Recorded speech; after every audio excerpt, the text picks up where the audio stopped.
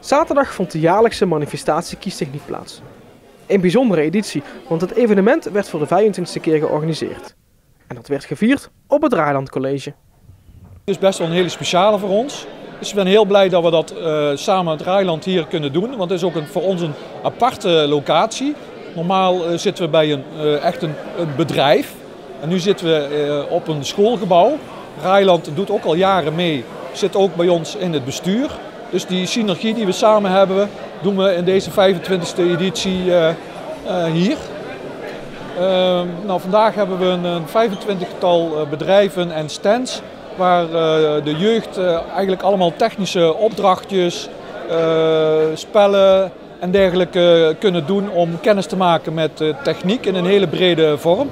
We hebben een tegelzettersbedrijf, we hebben bouwbedrijven, we hebben elektriciteitsbedrijven, installateurs. Eigenlijk van alle technische bedrijfstakken hebben we wel iets staan. Sinds november is het Techniekplein verhuisd naar het Draailand College. En naast een nieuwe locatie is dit niet de enige verandering voor het techniekonderwijs voor de basisschoolleerlingen. Nou ja, het Techniekplein bestaat nu ongeveer 10 jaar en we zaten eerst altijd op focus en we bieden eigenlijk techniek aan voor alle leerlingen van groep 7 van het basisonderwijs. We hadden alleen het idee dat er wel een frisse wind doorheen mocht komen en zodoende hebben we een nieuw logo ontworpen en een nieuwe naam die wat meer tegemoet gaat komen aan de eisen van deze tijd.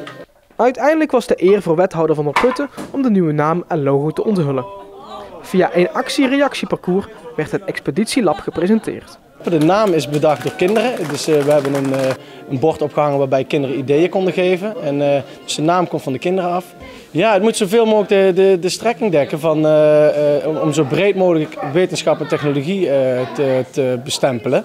En toen dachten we dus bij die naam, die gaat dat het beste dekken. De bedrijvenstands kregen allemaal de leden van de kinderjury op bezoek.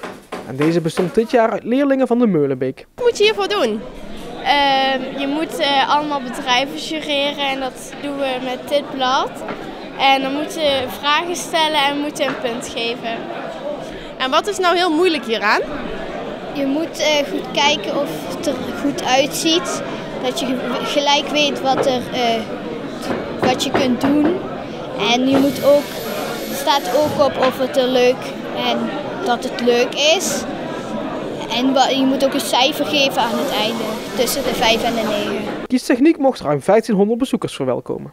Waar we het eigenlijk voor doen is dat we de bezoekers, en met name de jeugd, zover prikkelen dat ze in de toekomst kiezen voor een technische opleiding of een technisch vak. De eigenlijke doelgroep is groep 7 en 8. En als je dadelijk rondkijkt zie je dat er een veel grotere leeftijdsgroep komt kijken. Dat maakt ook helemaal niet uit, want we hebben daar ook wel de activiteiten voor. De ene activiteit zal niet helemaal passen bij de hele jonge leerlingen. Maar er komen ook nog middelbare scholieren op bezoek. Dus ook daar hebben we wel activiteiten voor. Maar de doelgroep wordt zeker hier aan te trekken. En als de dag eenmaal loopt, dan kan het vizier voorzichtig aan al op 2019 gericht worden. Maar daarvoor heeft de stichting nog wel een uitdaging. De gaslocatie. Het is altijd de vraag waar we terecht kunnen als kiestechniek voor dezelfde dag. Je moet ook een bedrijf hebben die al onze gasbedrijven onder kan brengen. Dus een redelijk groot bedrijf heb je nodig. Nou, we hebben nog geen gasbedrijf voor 2019. Dus wie daar interesse in heeft, kan zich altijd melden bij ons. En van de deelnemende bedrijven dit jaar werd Bouma Jansen Raads door de kinderjury en door de vakjury uitgeroepen tot winnaar.